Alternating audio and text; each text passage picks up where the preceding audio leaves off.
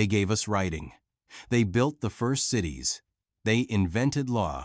But if they shaped the world, why did they erase their own identity?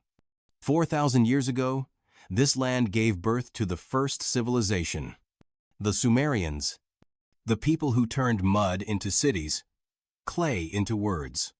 And yet, today, their DNA is almost missing from modern Iraq. How is that even possible?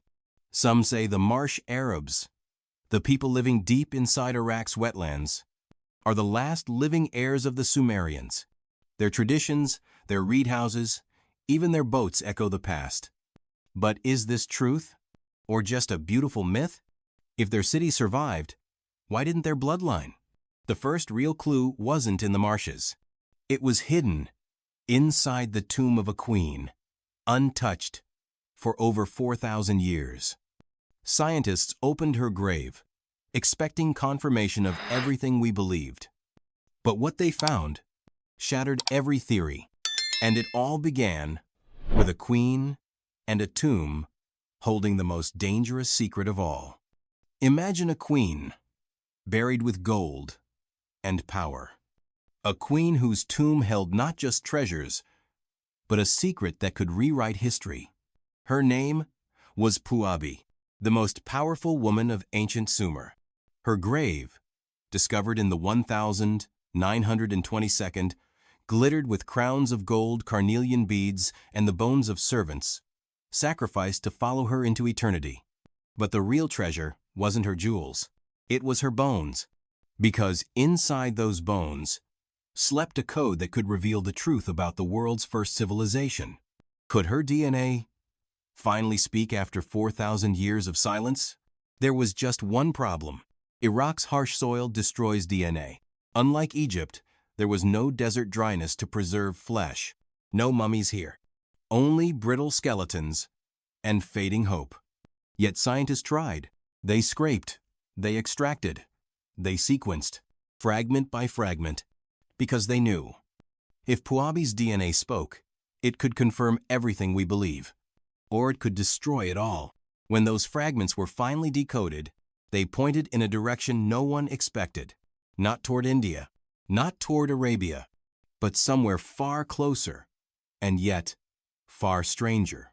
Not India, not Arabia. So, who were the Sumerians? For decades, historians argued that Sumer's brilliance came from outsiders, seafaring traders from the Indus Valley, or desert tribes from the Arabian Peninsula. But the DNA told a different story. No trace of Indian migration, no sign of Arabian genes. Instead, the genetic trail led deep into the Zagros highlands, to the early farmers of Iran, and the ancient communities of Anatolia. This wasn't an imported miracle. Sumer was born right here, from the Fertile Crescent itself. But that only raises a darker question. If the Sumerians were locals, why is their blood almost gone from modern Iraq? The answer wasn't in the marshes.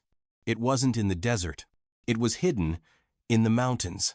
And when scientists followed that trail, they uncovered a twist no one saw coming. The true heirs of Sumer were not where anyone expected. And to understand why, we need to see how an entire bloodline disappeared. When civilizations fall, does their blood vanish too? For the Sumerians, the answer seems to be yes. Empires rose and empires fell. Akkadians, Babylonians, Persians, Arabs, each wave brought new people and new genes. Slowly, the genetic signature of Sumer faded away, replaced by Arabian ancestry, mixed with African traces, until almost nothing was left. Modern Iraq, the very heart of ancient Sumer, carries barely a whisper of its first people. And that raises the question, if their blood vanished here, could it survive somewhere else? Scientists believe the answer wasn't here, but somewhere else. And when they finally found it, it was in a place no one had ever imagined. The real heirs of Sumer were not in the marshes, they were in the mountains. High in the Zagros range, among the rugged valleys of northern Mesopotamia, live the Kurds and the Yazidis, two communities who never claimed Sumer's glory. And yet, their DNA tells a different story. The same genetic fingerprints found in ancient Sumerian remains echo strongly in them. Zagros Neolithic roots, Caucasus ancestry, Anatolian bloodlines, a forgotten mountain people, carrying the last living shadow of the first civilization. But even here, something is missing. One genetic layer that should have been there is gone. Why? Where did it go? And what does it mean? That missing piece leads to a truth that will shake everything we thought about history. Because the Sumerians had something no one expected. Or rather, they didn't have it. The Sumerians had zero Indo-European blood. None.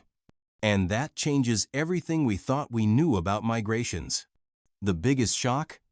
Sumerians were untouched by the great steppe migrations. For centuries, history books told us the Indo-European waves reshaped the ancient world, that their blood flowed everywhere, but not here. Not in Sumer. Their genes were pure, born of the Fertile Crescent, rooted in the soil of Mesopotamia, children of the rivers, not of the steppes. The Indo-European DNA entered Mesopotamia, but only long after Sumer had vanished. So the question is, if the Sumerians were so pure, what destroyed their bloodline? The answer didn't lie with their enemies. It lay with their cousins, a forgotten branch that rewrote the story of an entire region. What if Sumer had siblings? Not in the marshes, but in the mountains, because the Sumerians weren't alone. They were part of a much bigger story, a story of tribes scattered across the highlands and valleys. The Hurrians, the Elamites, and others, whose names history has almost erased. Together, they shared blood. They shared culture. They shared the earliest dreams of cities and temples. The world's first civilization was never a solo act. It was a brotherhood. But when did this shared story break apart? When did the families scatter?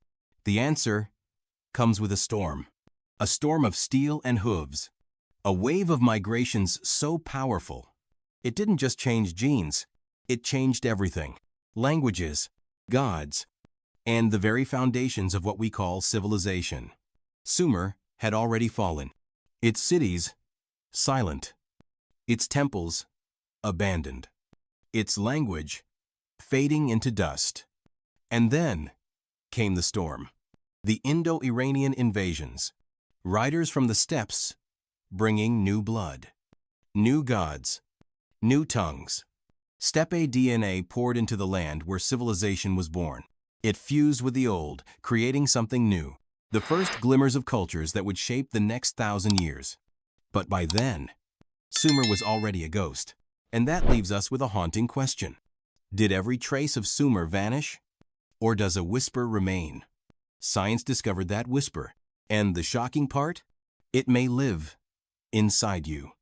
What if you carry the oldest secret in your veins? Because when scientists mapped the genetic echoes of Sumer, they found something extraordinary. The strongest link lives in the mountains, among the Kurds and the Yazidis. After them, the Assyrians, then the Persians, and finally, a faint trace scattered in others. Not in the marshes, not in the deserts, but in places that history barely whispers about. Imagine this: a code written in blood, 4,000 years old, still pulsing inside living people. And if this is true, what came before Sumer? What secrets lie in the DNA of a world even older? Because here's the twist. Sumer wasn't the first. Long before cities rose, before kings and ziggurats, a forgotten culture carved its code into stone. Göbekli Tepe, the oldest temple on earth, and its genetic mystery will blow this story wide open. Civilizations die, but do their ideas outlive their blood? The Sumerians' DNA may have faded. Their language may be silent, but their inventions still rule our world. Writing, law, mathematics, the first cities, the very idea of civilization was born here.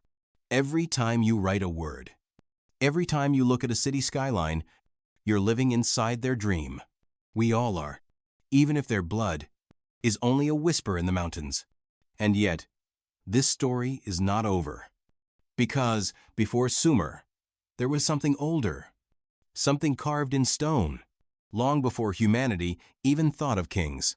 Next episode, who built the first temple on Earth? The answer lies not in stones, but in their genes. And now, tell me, which mystery do you want us to uncover next? Göbekli Tepe? The Indus Valley secrets? Or the forgotten kings of Anatolia?